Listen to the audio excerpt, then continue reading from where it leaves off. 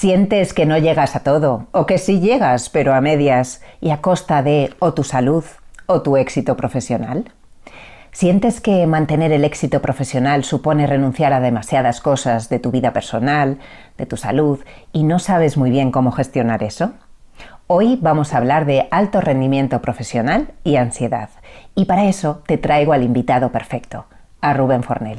Hola, Rubén. Hola, Rocío. Gracias por estar aquí. Gracias a ti. Rubén Fornell es psicólogo y coach, empresario y músico.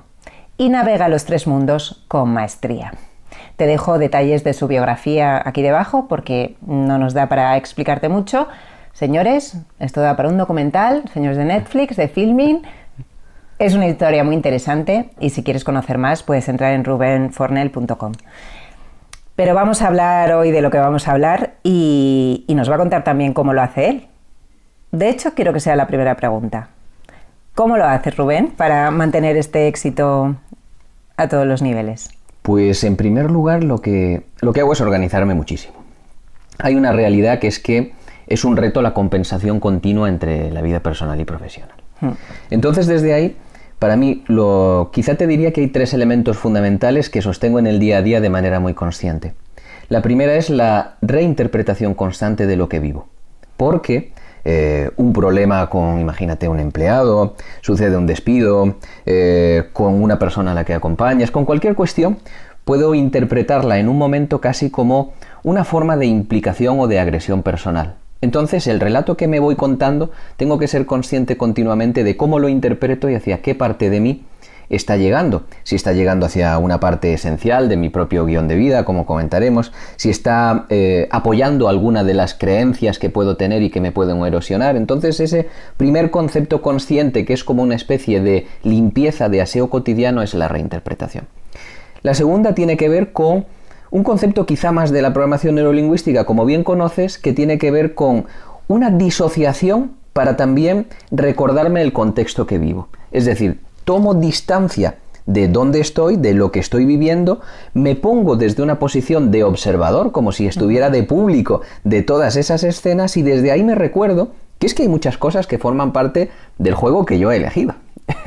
Y que entonces hay niveles de presión, de estrés, de toma de decisiones, de barajar ciertos parámetros que forman parte de los diferentes puestos, de las diferentes cuestiones que yo he compilado, como meter profesiones diferentes en una misma vida. Entonces esa disociación y refrescar el contexto me son un segundo punto en el que tengo que estar constantemente. Y tercero, algo que he aprendido no hace mucho tiempo, es que tengo que sostenerme físicamente mejor. Y yo he sido una persona que quizá por nuestra formación y nuestro bagaje más asociado a un nivel mental, sí, he abandonado bastante de la parte física. Y por ejemplo me he dado cuenta de que ciertos niveles somáticos, de estrés, corporales, ya no es una cuestión de entreno o de deporte, sino que por ejemplo algo que para mí cambia la recepción, la carga, el nivel de estándar de mi parte física es una sesión a la semana de fisioterapia, por ejemplo. Esto se ha convertido en una descarga continua de elementos superficiales que me están regulando muchísimo y que he puesto en marcha hace muy poco, hace, quizá medio año, ¿no?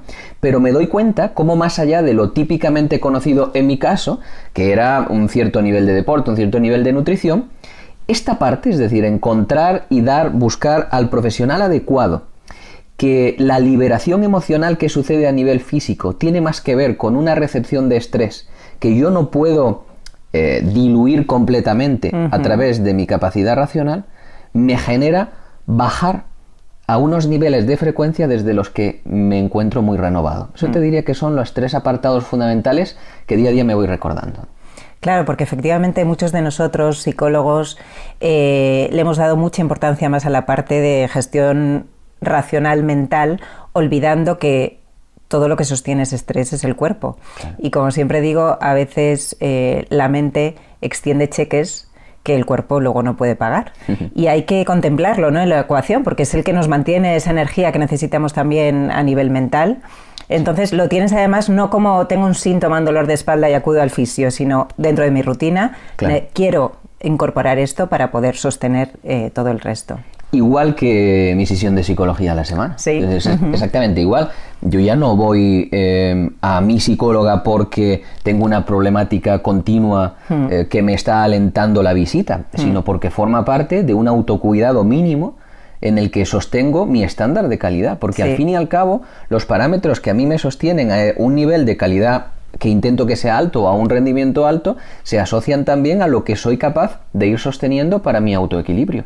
Y eso tiene que ver pues con mi sesión de psicología, tiene que ver con unos elementos fundamentales de sueño, cuestión que yo regulo muchísimo y que soy un friki de poder estudiar ese sueño, que tienen que ver con esta parte, como te digo, más reciente a nivel físico, que tiene que ver con la parte de relatos y de cómo yo me cuento las cosas. Es decir, al fin y al cabo, para poder salir a un circuito a alta velocidad, tú preparas el vehículo de una manera mucho más detallada y con un nivel de cuidado más grande que si, bueno, vas a la panadería con el coche. Esto es exactamente igual. Yo necesito en boxes tener un nivel de detalle, un nivel de cuidado para saber que cuando salga voy a ir a más velocidad, me voy a someter a más presión del contexto y eso va a requerir una dificultad mayor de mi parte homeostática, porque al final mi sistema se va a poner y se va a exponer hacia un mayor aparente peligro. Entonces, bueno, necesito reestructurar ese cuidado que me permita salir a esa velocidad. Efectivamente, yo creo que ya la terapia se ve como una inversión para mantener todo esto y no como algo que te va a arreglar síntomas, ¿no? De alguien que... yo también voy a mi terapia semanal y que me ayuda a cuestionarme constantemente, ¿no? Esos relatos que decías automáticos, hacerlos conscientes y reinterpretar. Bien, entonces, has hablado de amenaza, ¿no? De aparentemente amenazantes, las situaciones que hay cuando estás sosteniendo un alto rendimiento.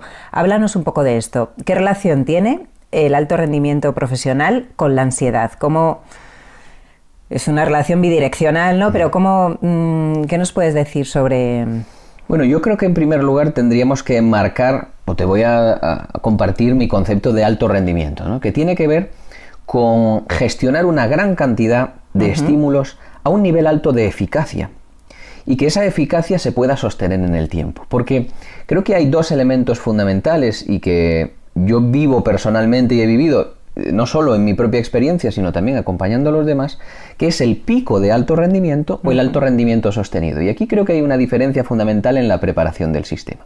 Una cosa es cuando, por ejemplo, yo salgo a un concierto y tengo que someterme a un pico de alto rendimiento que va a durar a lo mejor 1 hora y para el que me puedo estar preparando días, semanas y me expongo ahí, pues como un deportista, por ejemplo, o como un actor. Otra cosa diferente es el mundo ejecutivo de alto rendimiento, por ejemplo, donde yo me tengo que exponer durante una jornada entera a ese alto rendimiento porque a las 9 de la mañana está el departamento de comunicación, a las 10 surge la llamada de recursos humanos, a las 11 está financiero, lo que sea, ¿no? Hay una toma de decisiones de alto rendimiento constante haciendo un baile entre diferentes ámbitos específicos, es decir, es que son áreas donde tú te vas a relacionar en el entorno ejecutivo con profesionales más especializados que tú de cada una de las áreas.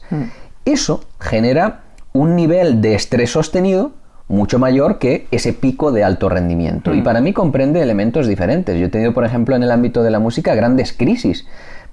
Salía rutinariamente al escenario y hubo un momento en el que me sentía un payaso. Porque decía, bueno, a las 7:59 soy Rubén, el persona que está en el camerino, y a las 20:00 tiene que salir alguien que representa algo. Entonces, ahí hay elementos que están articulados como en casi todo lo que trabajamos a nivel profundo, con un nivel de creencias, con un nivel de tu posición vital, con un nivel del guión que sostienes. Entonces, desde ahí para mí hay dos diferencias fundamentales, porque no me preparo igual para un pico de alto rendimiento de 1 hora y que se va a apagar, o para lo que me conlleva esa reinterpretación constante, estar constantemente en un estándar de calidad alto. Por decírtelo de otra manera, cuando yo tengo un concierto me puedo permitir un gasto enorme de energía.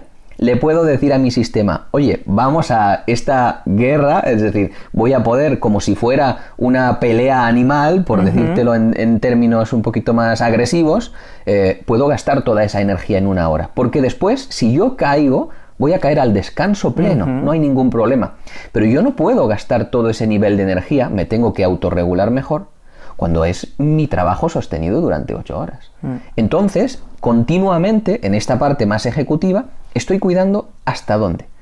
hasta dónde estoy a un nivel de comunicación, de asociación, de energía, hasta dónde están mis baremos de estrés. Es decir, tengo mucha más conciencia, me doy menos permisos para entregarme por completo a la escena en la que vivo. Estoy bastante más disociado cuando estoy en el rendimiento ejecutivo, porque lo tengo que sostener 40 horas a la semana. Tú vas eligiendo, ¿no? Dosificando tu energía y viendo estratégicamente cómo... Claro. Sí, hasta qué punto disociarte efectivamente o entregarte, me encanta.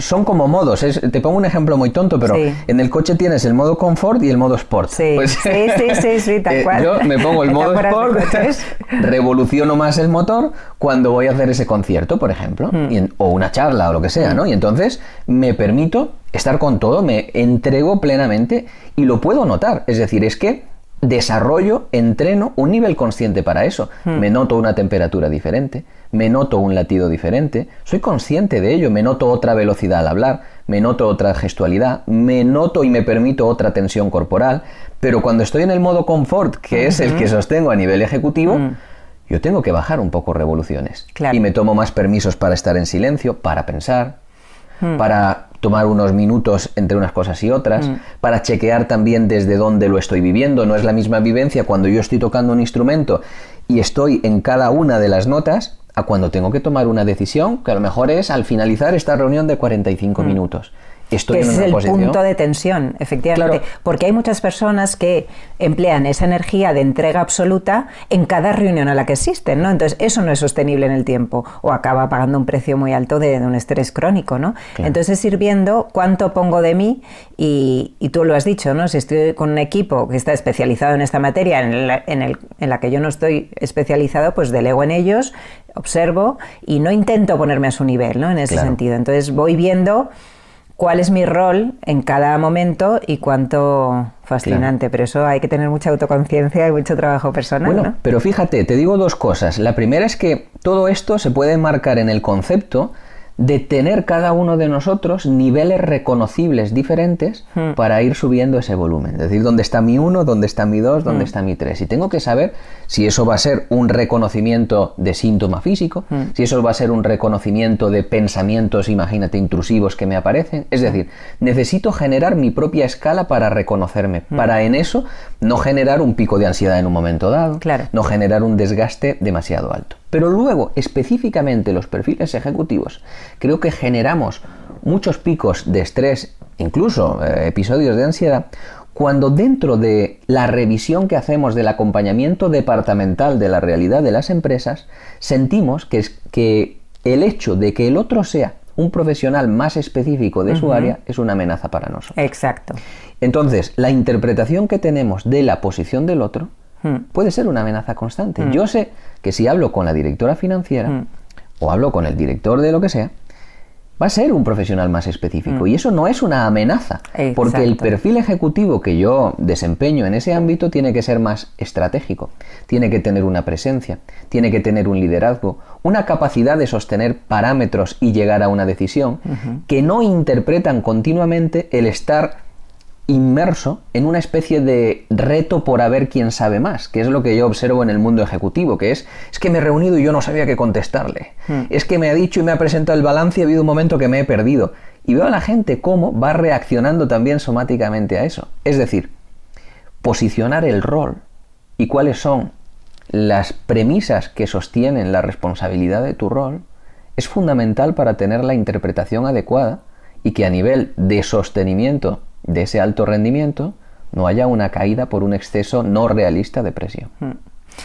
Lo fascinante de esto es que la gente no es consciente de que está viviendo una amenaza. Al final del día sabe que está estresado, que tiene ciertos síntomas, que la reunión le ha generado tensión, que está preocupado con un tema al que no para de darle vueltas, pero no es capaz de hacer esa separación y decir, a ver, ¿qué me está pasando aquí?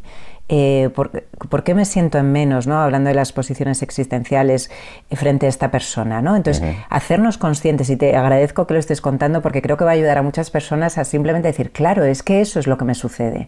Por eso estoy en tensión constante delante de esta persona.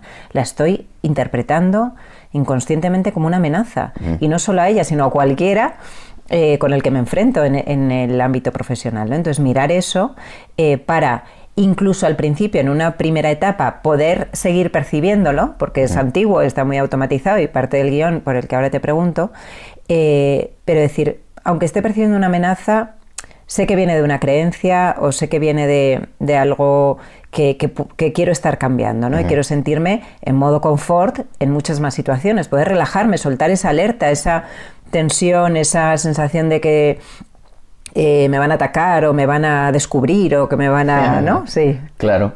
Es que creo que hay elementos diferentes que en el alto rendimiento hay que posicionar y por ahí puede aparecer ese mediano síndrome del impostor en algunas ocasiones. El otro día yo hablaba del principio de Peter, que a mí me hace mucha gracia, ¿no? Y que hable sobre cómo la persona llega dentro de un sistema de promoción interna hasta donde se encuentra su nivel de incompetencia.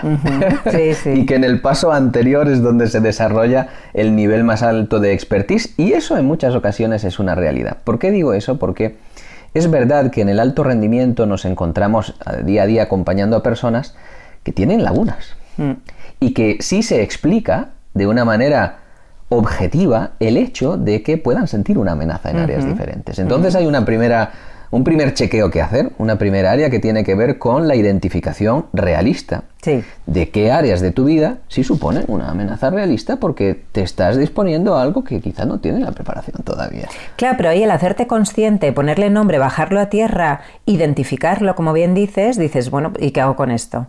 Pues lo resuelvo o busco soluciones ante ello, ¿no? Pero no directamente de forma automática me culpabilizo, me pongo con una neblina de que no sé qué me está pasando, no, identifico mis lagunas y veo qué tipo de soluciones, qué hacemos cuando uno identifica que tiene esas lagunas, por ejemplo. Claro, es que mira, te pongo un caso muy sencillo pero muy realista en mi caso. Yo hago una trayectoria ejecutiva y entonces, pues me formo para ello, tengo una experiencia en mis propios proyectos, dirijo empresas y me encuentro con una laguna fundamental que me da un miedo terrorífico hace años, que es: no entiendo bien presupuestos de más de 10 millones de euros en las empresas. Y esto, para mí, no me dejaba dormir. O sea, yo veía los balances y es que literalmente me asustaba. Tengo una laguna real. ¿Por qué? Necesito entender, bueno, pues a un nivel específico, otra fiscalidad, necesito entender otra perspectiva numérica, otro nivel de finanzas corporativas. Bueno, yo voy, identifico esto plenamente, mi cuerpo me lo está diciendo, me levantaba cansado, con tensión, era un desastre, me desregulaba continuamente, no comía, y no solo era una amenaza para mí, sino que desde un nivel de mis valores personales sentía miedo por la organización, de decir, oye, es que... responsabilidad. Claro, puede ser que tome decisiones para las que no estoy preparado. Entonces, abro mis cartas. Y entonces, desde ahí, yo establezco tanto una comunicación frontal, oye, yo no me siento preparado para esto, en ese momento, como una formación específica. Es decir, tomo una acción realista ante una analítica humilde de mi propia situación. Y esto es esencial. Sin esto, poner en marcha estrategias que tengan que ver con la comprensión de tus estados, de tus creencias, puede acabar siendo un parche falso.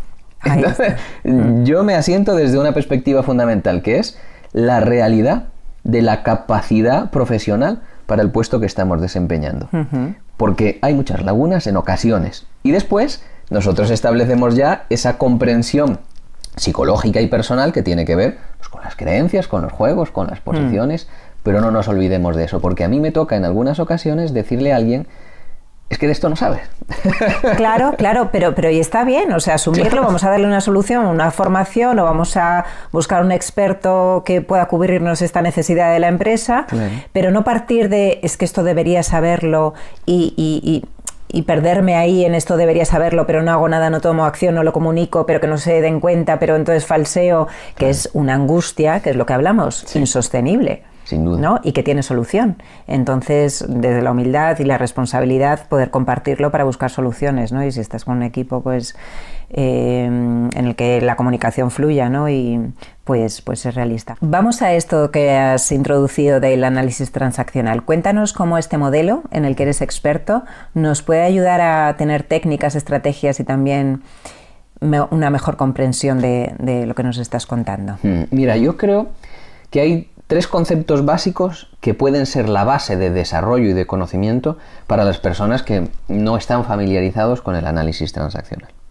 El primero tiene que ver con identificar ¿Cuál es el flujo, vamos a decirlo así, de energía que se mueve en la transacción? Es decir, cuando yo te estoy comunicando algo, ¿qué está pasando en mí después de esta comunicación? Me estoy sintiendo, por ejemplo, de una manera sencilla, más seguro, más inseguro. Me empiezo a tensar o no. Estoy esperando algo que me puede resultar una amenaza. Cuando tú me respondes, ¿cómo me estoy sintiendo? Es decir, un chequeo básico de la información que yo te lanzo, la información que espero de ti, cómo está impactando en mí y qué expectativa genera. Y esto es una primera ventanita al mundo de la transacción, que es el elemento fundamental, la unidad de comunicación del análisis transaccional. Segundo, si nos vamos a las tres grandes partes, a nuestros tres grandes círculos de Verne, poder identificar ese padre, adulto y niño. Cuando yo me estoy diciendo, como hablamos anteriormente, es que tú esto no lo sabes, es que estás poniendo en riesgo la organización, estoy empezando a establecer ese padre crítico, esa parte que es una voz que me está haciendo un daño considerable y seguramente a un niño que se va haciendo cada vez más pequeño y que en un momento, pues quizá, oye, yo ya he aprendido a sostener una imagen en la reunión X, pero físicamente lo siento. Me voy cerrando, me desregulo, mi estómago se cierra y entonces hay posiblemente ese niño que está siendo criticado por el padre. Necesito llegar a una posición adulta. ¿Cuál es la posición? Realista, en la que yo establezco, conozco hasta dónde puedo llegar y desde ahí operar. Entonces, la identificación, el segundo punto sería la identificación de cómo funciono a nivel de ese esquema básico de padre, adulto y niño. Y por último, si lo queremos ver desde ahí, que a mí me parece muy útil, iríamos a las tres posiciones de Karman, ¿no? Poder identificar en qué momento yo estoy siendo víctima, perseguidor o salvador. Sabiendo una cosa en el alto rendimiento, y especialmente en el alto rendimiento, que no es tanto el artístico, sino el ejecutivo, que es que las personas a las que lideramos van a jugar el triángulo dramático continuamente. Y entonces yo ya sé que mañana llegaré a la empresa y algunos me van a perseguir y estarán hablando mal, y es que yo ya le dije a Rubén porque eso lo tiene en el correo del 2 de enero, lo que sea.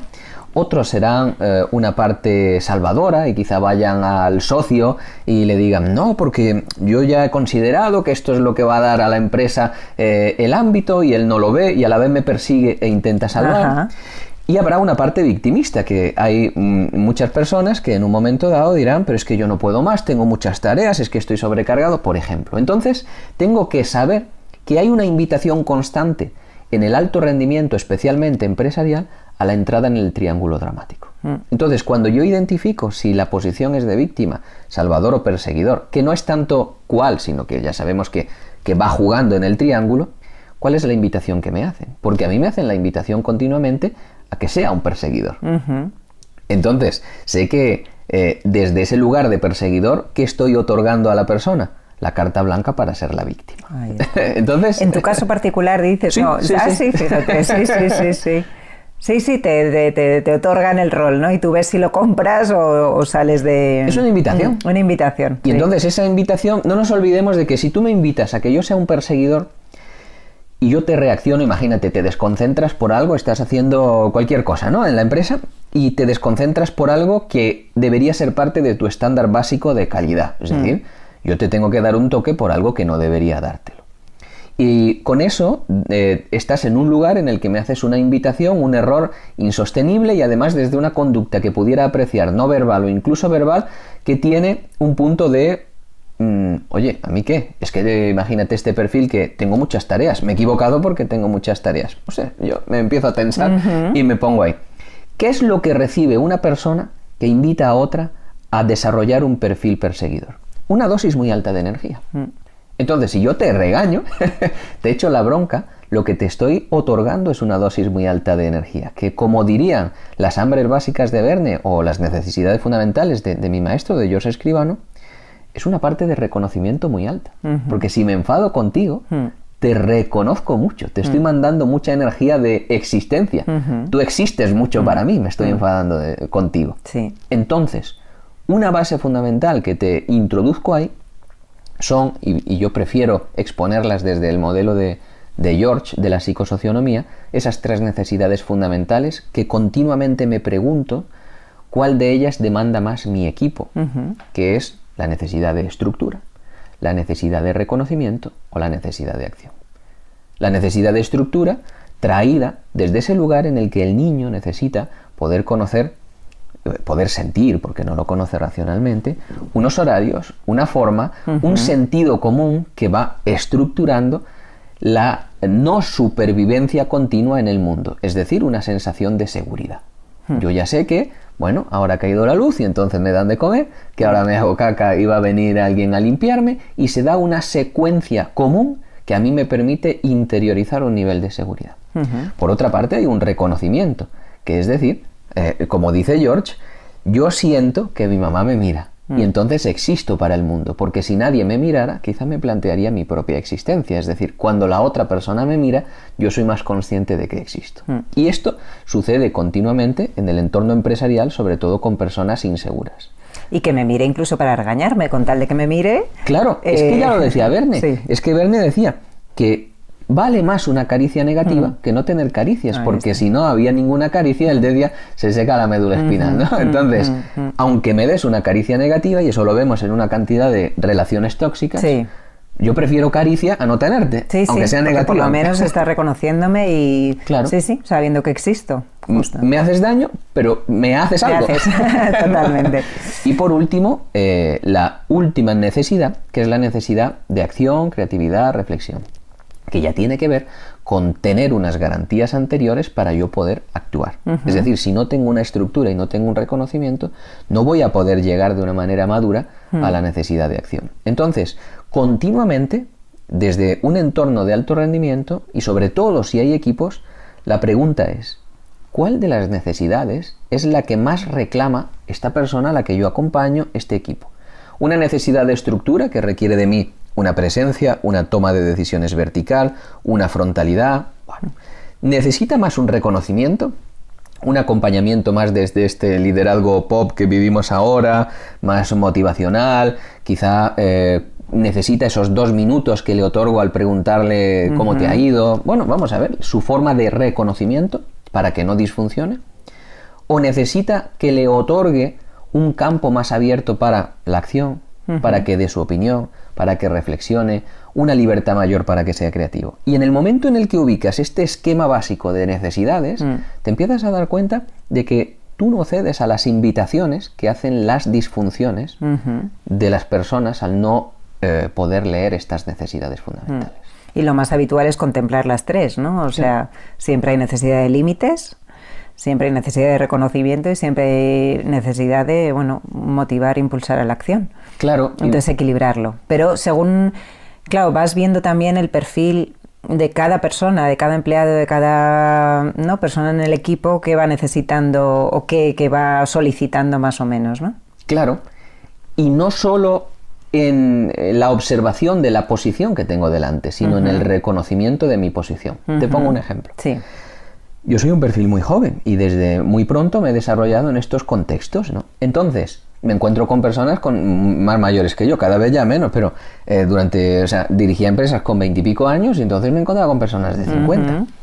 ¿Qué necesitan? Mucho reconocimiento. Yo les tengo que dar un reconocimiento porque me van a venir con su película. Claro. Yo estuve, yo he hecho, porque cuando en la empresa no sé qué, que forma parte nutritiva, además, no digo de una forma despectiva, pero es que necesitan ese espacio, a veces para aleccionarme y a veces para recomendarme nutritivamente. Entonces tengo que dar ese espacio. Y ese espacio quizá necesita más estructura por mi parte para marcar a veces, oye, este es mi rol, no es el tuyo. Pero a la vez otorgarle mucho más reconocimiento, pues que a una persona, por ejemplo, que llega en su primero o segundo empleo con 23 años y que sabe que todavía tiene mucha experiencia que tomar y quiere hacer y hacer y hacer, porque lo que quiere es experimentar como el niño que está tocando las cosas. Esa persona no necesita una gran dosis de reconocimiento porque no hay bagaje, necesita una dosis de permiso en la acción, pero mi perfil de 50 años que lleva 25 de experiencia necesita que yo le dé un ámbito abierto para decir, bueno, cuéntame, yo sé que tú has hecho ya en muchas ocasiones este proyecto que ahora nos enfrentamos, en tu experiencia, y desde ahí otorga una dosis de equilibrio a través de ese reconocimiento. Claro, entonces, equilibrándolo, de nuevo no viéndolo como una amenaza o como tú ya posicionándote desde un lugar de enfrentamiento, sino colocándote en tu sitio, protegiendo tus funciones, ¿no? Lo que hayas venido a hacer, pero dándole su espacio también, ¿no? Claro. O sea, viéndolo como algo compatible y no como una lucha de poder o similar que genera, como decíamos, mucha tensión interna. Obviamente, Y externa. porque al fin y al cabo son solo piezas que se mueven. Y lo importante es poder ver la estructura de las piezas. Mira, hay un elemento esencial que yo insisto mucho en este alto rendimiento y también en la no disfunción de los entornos empresariales que se viven cotidianamente, que es la cesión del rol. Mira, el liderazgo actual está de alguna manera siendo tan, y aquí me meto ya un poco en pantanos, ¿no? Tan falsamente diplomático que hace una cesión del rol continuado. Y te pongo un ejemplo. Si yo tengo una diseñadora, o si yo tengo, sí, por poner el caso, ¿no? Una diseñadora gráfica, ¿a quién le pido opinión sobre los diseños? Mira, yo recuerdo que en una ocasión salí de un concierto con Barenboim. Y claro, todo el mundo alaba al maestro. Y entonces una persona, me acuerdo perfectamente que salíamos de un concierto en Shanghái, y una persona le dijo: maestro, es que usted ha hecho una interpretación maravillosa.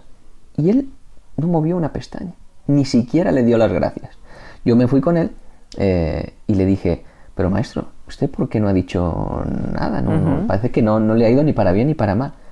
Y me dijo una cosa que queda en mi anécdota, y me dijo: ¿sabe más de música que yo? Ajá. Claro, no... ¿Quién es él para juzgar mi...? No estimaba la evaluación de la otra persona. Sí. Entonces, dentro de los entornos, a veces asumir la responsabilidad y marcar también que cada persona entre dentro de su ámbito conlleva decir: oye, es que ese diseño yo no le pido opinión a una persona que no tiene esas funciones. ¿Por qué te digo esto? Porque esto forma parte fundamental de la construcción identitaria y de los permisos, elemento esencial que otorgas dentro del contexto que lideras. Si hay un permiso que además no está avalado por un expertise, pero que tú vas cediendo, por ejemplo, porque crees que eso es una forma de interrelacionarte, de ponerte de cara a tus equipos, te pido opinión. Cuidado, porque tú estás dando un permiso, que es a opinar de lo que no saben. Consejos no solicitados que se convierten en un hábito que hace perder el tiempo. Y un día es una amenaza. Sí. Porque dices: ahora ya no me reconoces. Porque eso es una dosis muy alta de reconocimiento. Si tú eres una contable de mi empresa, y yo te pido opinión de qué te parece este logo, yo te estoy dando un permiso muy alto. Te estoy dando un reconocimiento enorme. ¿Qué pasa el día que no te lo dé? Quizá el día que sí te lo doy, tú dices: mira, Rubén me tiene en cuenta. Y ahí yo, voy caminando un entorno aparentemente sencillo. Pero nosotros hostilizamos los entornos con permisos que nunca debieron haber sido dados. Y es ahí cuando vivimos esa segunda fase del estrés en los entornos más ejecutivos y de liderazgo, que ya no tiene que ver con cómo vivo primeramente las situaciones, sino que me quise hacer amiguito y ponerme a la gente de cara, y ahora en una segunda fase de mi periodo profesional esto se me está volviendo en contra. Claro, un desorden por mi propia, pongamos ahí, necesidad de aprobación o necesidad de lo que sea, que me ha llevado a tomar decisiones que no son desde el adulto, que decíamos antes, sino desde el niño o desde el padre protector, ¿no? Entonces, ser muy consciente de qué voy haciendo momento a momento, no desde la obsesión o desde la amenaza constante, pero sí desde dónde estoy, desde ese primer punto que decíamos de atención a mi experiencia corporal, a mi experiencia interna, ¿no? Sobre por qué estoy haciendo esto, Claro. desde dónde le estoy diciendo esto, ¿no? Entonces, ser muy consciente desde dónde estoy actuando.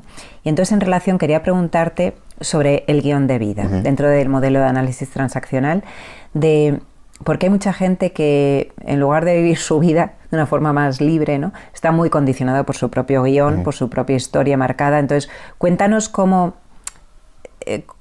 hay gente que puedes ver tú en tus diferentes ámbitos que se están dejando la salud, están renunciando y sacrificando a su vida personal por ese alto rendimiento, pero de una forma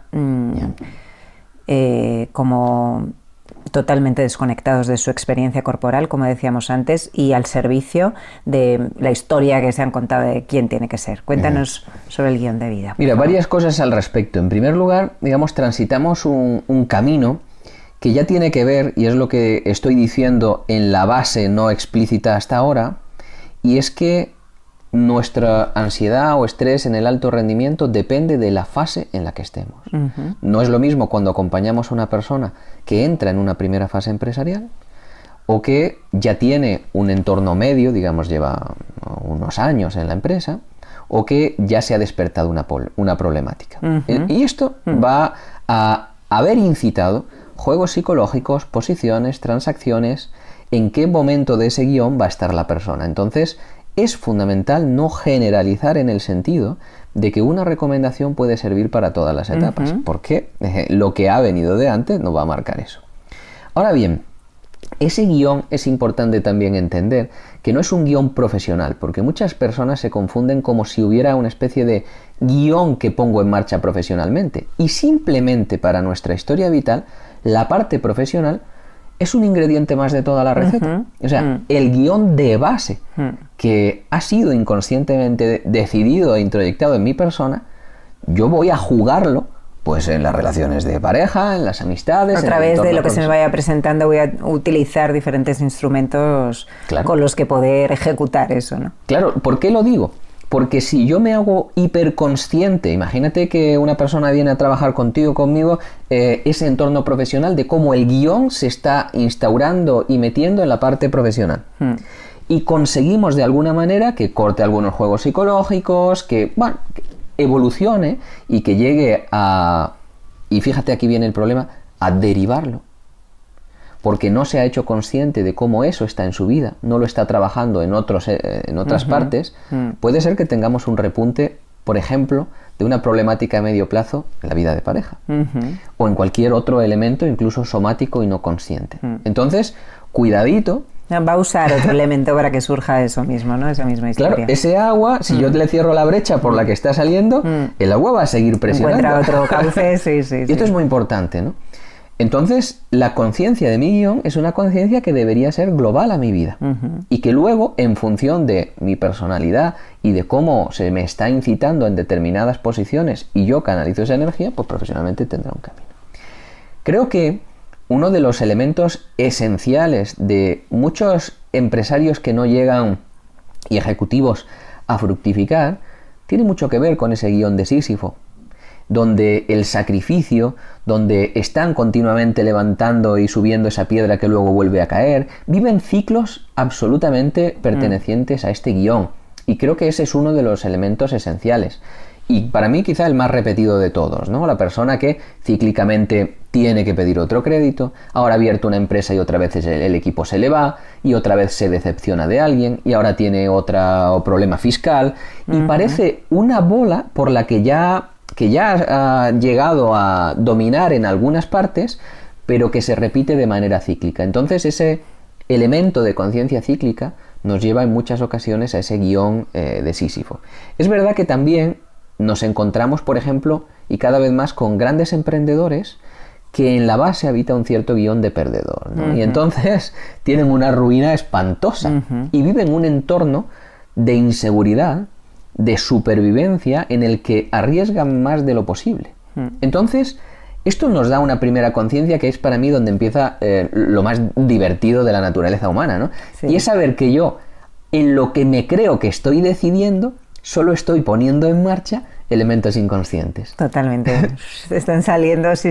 Estoy dándole salida creyendo que he decidido, totalmente. Porque ahí se me bajan los humos. Sí. Es decir, sí. Cuando yo ya soy consciente de que simplemente, incluso cuando me como la cabeza, estoy representando elementos que todavía quizá no conozco de mí, es que no te queda otra que generar una cierta humildad divertida. Sí. Ver que no es liberador, ¿no? En cierta manera. Porque dices, no, es que después de conocer a muchas personas, esta es la persona que he decidido en mi vida. ¿Qué me estás contando? Forma parte de tu historia y ahí vas a desempeñar unas posiciones, unos juegos. Y esto creo que es lo que nos permite esa actitud, digamos, humildemente disociada de los diferentes aspectos. Es decir, ¿por qué yo hoy me he enfadado con esta persona? No tiene que ver con el contenido exacto de la cuestión de hoy. ¿Qué es lo que está pasando? El otro día, por ejemplo, yo recuerdo que en uno de los picos de alto rendimiento yo me enfadé con una persona, ¿no? En el fin de semana. Y luego, pensando en casa, digo, ¿por qué? ¿Por qué ha sido esto así? Mira, era tan sencillo como que necesitaba liberar una parte de la energía.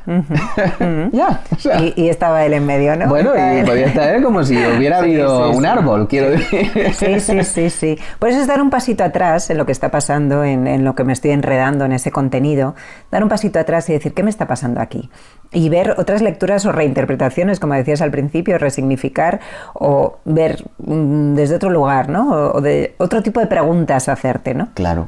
Sin ninguna duda, porque a veces es tan simple como este ejemplo que te pongo, es que en ese flujo de estrés necesitas liberar una energía y ya. Y no tiene que ver a veces con todo un marco estructural complejo. De hecho, veía el otro día una entrevista que salía hablando una experta con Andrew Haberman y explicaba cómo influía en la toma de decisiones de los jueces el hambre que tenían, cómo cambiaba la sentencia según se habían comido antes o después, ¿no? Claro. O sea, una explicación muy sencilla. Había más elementos, ¿no? Pero era una de las explicaciones. Yo creo que hay una parte básica que tenemos que tener en cuenta y ser conscientes, que son necesidades fisiológicas, ¿no? Exacto. Y como puede ser que, o sea, ese perro que necesita salir a la calle y liberar una energía, bueno, yo como ser humano hay un momento en el que si ya he pasado 5 horas pidiéndome un nivel de rendimiento y no he podido tener una cierta ventanita de aire, pues es posible que ahí cargue una energía excesiva que necesito liberar, ¿no? Creo que hay un elemento esencial y que tiene que ver con el concepto de ventana de tolerancia que hablaba Daniel Siegel, ¿no? A través del cual nosotros necesitamos conocer hasta qué punto del contexto podemos digerir de una forma equilibrada. Y eso conlleva también saber cuáles son los pilares prioritarios que a mí me mantienen en equilibrio. Es decir, hay personas con las que el tema fundamental cuando las acompañamos es la conexión y el equilibrio de vida profesional y personal, pero también te digo, hay personas con las que no.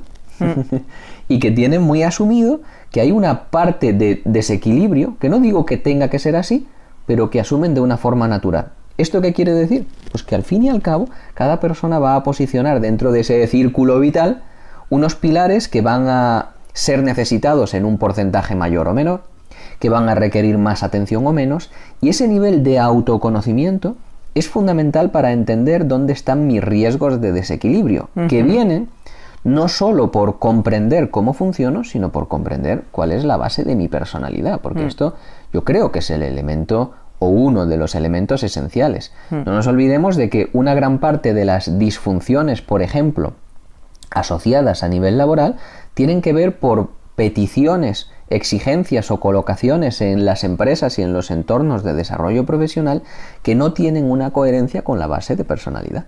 Es decir, porque cuando a mí me llega una persona con una personalidad social y me dices que yo estoy en un Excel delante de un ordenador, no necesitas unas estrategias psicológicas. A lo mejor es que hay que pensar que tus atributos en cuanto a la personalidad están disfuncionando en un entorno que no es propicio para lo que naturalmente se alienta de ti. Y esto para mí es una base fundamental del autoconocimiento a un nivel de bases, de cimientos de personalidad. Claro, porque mucha gente concluye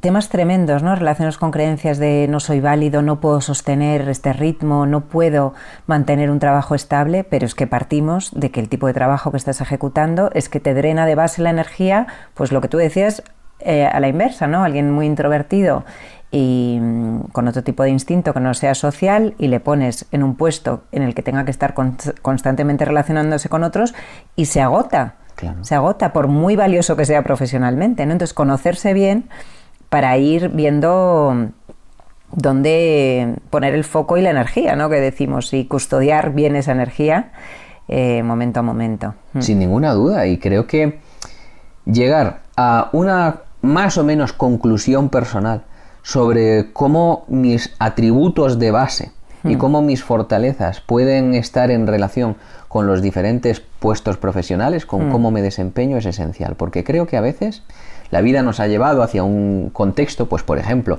es que en mi familia eran abogados, ¿no? Al final uno acaba siendo abogado o profesor, lo que sea. Hay muchos contextos de influencia que te llevan a un camino que no es el fruto de una elección consciente de quién eres, qué deseas, cómo eso se moviliza en ti. Con esto no quiero decir tampoco que uno tiene que ser obediente a una base de personalidad, pero sí consciente.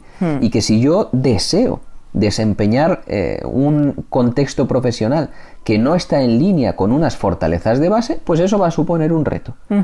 Y en muchas ocasiones posicionar esto, yo lo veo por ejemplo en el contexto de mentoría, invertir un año de una persona en reposicionarse laboralmente, recoloca naturalmente muchas de las disfunciones que había presentado en un primer inicio.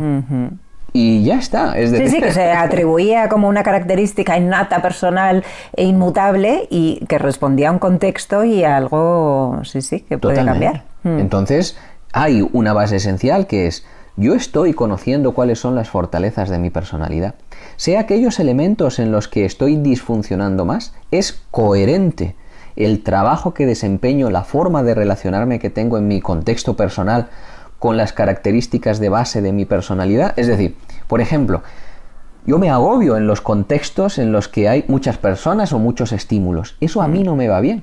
Yo me forcé durante mucho tiempo a estar en clases con muchas personas, a hacer grupos de muchas personas. ¿Por qué?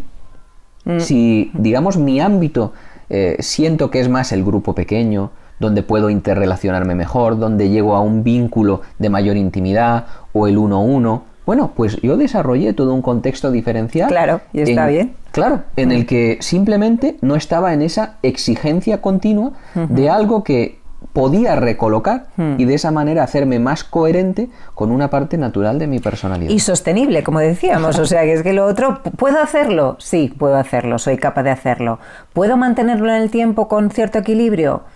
Pues no, voy a tener que renunciar a muchas cosas, entonces no necesito, reinterpreto, busco otras opciones que sí son sostenibles y que bueno, que están más en mi naturaleza, alineados con eso.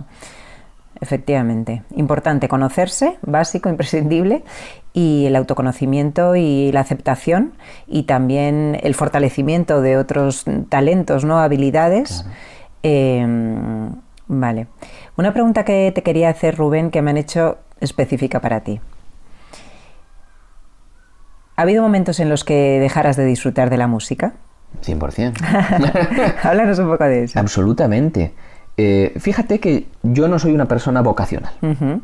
Y esto ya entra, digamos, en conflicto con lo que se puede pensar de una persona que desarrolla una carrera internacional de alto nivel, ¿no? Que pareciera que uno ha tenido una vocación y yo me represento a través del lenguaje de la música. Nada. O sea, todo eso con mucho amor y cariño, pero que nos dejemos de rollos, ¿no? Entonces, yo creo o intento desarrollar un oficio muy respetuoso y con todo el corazón en lo que hago.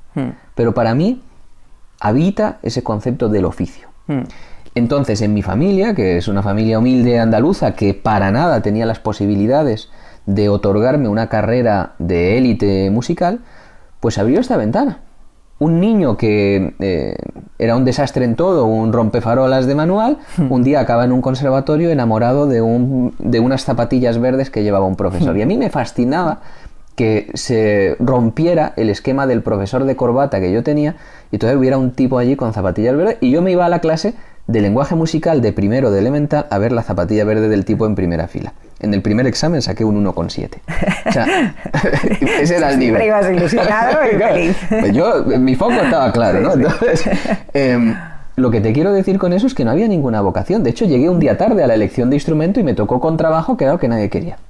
Entonces, como al final yo aprendí el valor en casa de que en lo que te implicabas lo tenías que hacer lo mejor que pudieras, pues oye, es que aquello ni me lo planteé como niño. Sí. Se fueron dando circunstancias en las que destaqué, yo generé una protección de mi entorno porque no tenía la capacidad de relacionarme naturalmente, era el niño gordito, feoncho, con gafas, de culo de vaso, tal. Entonces era el que fácilmente se llevaba un guantazo. Y encontré un lugar en la música que me protegía del mundo y que me era más sencillo estar toda la tarde tocando que ir a un parque donde igual me llevaba una pedrada. Entonces, quiero decir, no hay ninguna secuencia enamoradiza de la música, ¿no? La suerte fue tener becas, encontrarme con el maestro Barenboim, irme a Alemania, todo esto. Pero claro, al no sentir eso como un elemento identitario, sino como un elemento de protección, eso también desarticulaba una parte de esa propia identidad. Entonces yo llegué a una secuencia en la que me pregunté, ¿y por qué hago esto y no hago otra cosa? Y eso fue una crisis existencial para un adolescente, porque yo con 17 años había tocado en 37 países ya. No tenía un reto muy grande en la cabeza, no había algo que quisiera conseguir como si fuera aquella zanahoria hacia la que iba, ¿no? Entonces dije, ¿y yo para qué hago esto? Y caí en la primera crisis existencial, que es la de, entonces no hago nada. Y hubo un momento en el que dejé de tocar. Y dejé la música, y odié la música, y no me acercaba, y aquello fue un momento muy depresivo. Muy depresivo, donde además estuve muy cerca del alcohol, con pensamientos suicidas. Bueno, yo recuerdo, por ejemplo, que en Alemania, en un momento dado, el que era mi casero, yo tenía en ese momento 17 años, entró a la habitación, que nunca entraba y la habitación estaba llena de hongos. Porque no había abierto la ventana en yo no sé cuánto tiempo, ¿no? Y yo no me había duchado. Ese era mi estado ya personal, ¿no? Que era la crisis de si esto no, nada. Al final, ese trabajo psicológico me llevó a la reinterpretación de si no esto, otra cosa. Y empecé a entender en mi vida, siendo un adolescente, que podía existir la complementariedad, a pesar de que el mundo me mandaba un mensaje de que eso no era así. Si tú eres eso, eres eso. Y no puedes ser otra cosa, porque si eres músico y empresario, o psicólogo, o lo que sea, vas a ser menos algo. Y resonaba en mi cabeza aquel refrán de mi padre de aprendiz de todo, maestro de nada, ¿no? Y resonaba en mi cabeza el refrán de mi abuela de el que mucho abarca poco aprieta. Todo aquello estaba en mis creencias. Y yo, ¿por qué tiene que ser eso así? Si puedo desarrollar algo sin ser consciente en la música, he desarrollado un alto rendimiento sin ser consciente, si soy consciente lo puedo aplicar a más sitios. Es así como surgió al final la motivación y el interés, pues por irme a entornos empresariales, a entornos psicológicos, al final en lo que he acabado, pues en intentar compartirlo también con el mundo y generar un modelo de comunicación, un modelo de alto rendimiento, en fin, pues cómo ya no solo aplicarlo en contextos diferentes, sino cómo los demás lo pueden ir aplicando también. Rubén, muchísimas gracias por compartir con nosotros. Muchas gracias a ti. Como verás, un auténtico lujo tener a Rubén con nosotros hoy. Espero que te haya ayudado, que te haya dado pistas. Espero no, seguro que sí. O sea que ahora simplemente toca aplicarlas y ir poniendo más conciencia, herramientas, estrategias. Puedes encontrar más sobre Rubén en rubenfornel.com. Muchas gracias por estar ahí.